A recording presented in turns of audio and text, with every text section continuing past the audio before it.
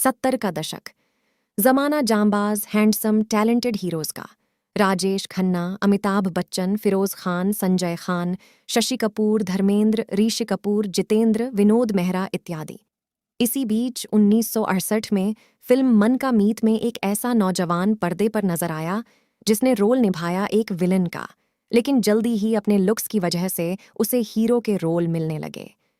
यह हीरो था विनोद खन्ना, जिन्होंने अपनी खूबसूरत पर्सनैलिटी, चाल और एक्टिंग के दम पर 70 और 80 के दशक में धूम मचाई। इनकी कहानी कोई फिल्मी कहानी से कम नहीं।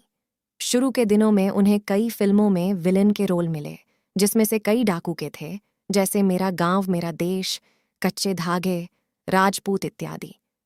कुछ छोटी मोटी फिल्मों में हीरो बनने के बाद उन्हें बड़ी फिल्में मिलने लगीं, जैसे हेरा फेरी, लहू के दो रंग, हाथ की सफाई, इम्तिहान, नहले पे दहला।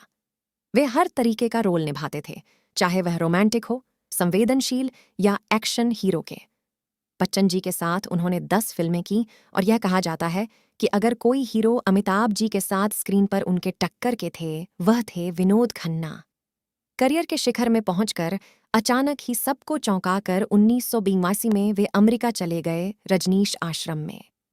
5 साल बाद जब वह भारत लौटे तो उनकी निजी जिंदगी बदल चुकी थी और करियर को दोबारा शुरू करने की जरूरत थी। पहली पत्नी से तलाक के बाद उन्होंने दूसरी शादी की और धीरे धीरे अपने करियर को भी संभाला। अपने दमदार व्यक्तित्व और अभिनय क्षमता के बल पर उन्होंने अपनी दूसरी पारी में भी कई हिट फिल्में दी, जैसे इंसाफ, सत्यमेव जयते और दयावान। फिल्म दयावान के दूसरे हीरो फिरोज खान उनके बहुत खास दोस्त थे। सहयोग से दोनों की मृत्यु एक ही दिन 27 अप्रैल को हुई, और वह भी कैंसर से। राजेश खन्ना जी से भी उनकी गहरी दोस्ती थी और उन्होंने एक साथ कई फिल्में की। विनोद खन्ना जी ने जहां एक्शन और रोमांटिक फिल्में की, वहीं कुछ बेहतरीन फिल्मों में भी अभिनय किया जो ग्लैमरस नहीं थे, जैसे मेरे अपने, शक, अचानक, मीरा, रिहाई और लेकिन, जिन्होंने उनकी अभिनय क्षमता को ऊंचाइयों पर पहुंचाया। वह आखिरी बार पर्दे पर फिल्म दिलवाले में नजर आए, जो 2015 में रिलीज हुई।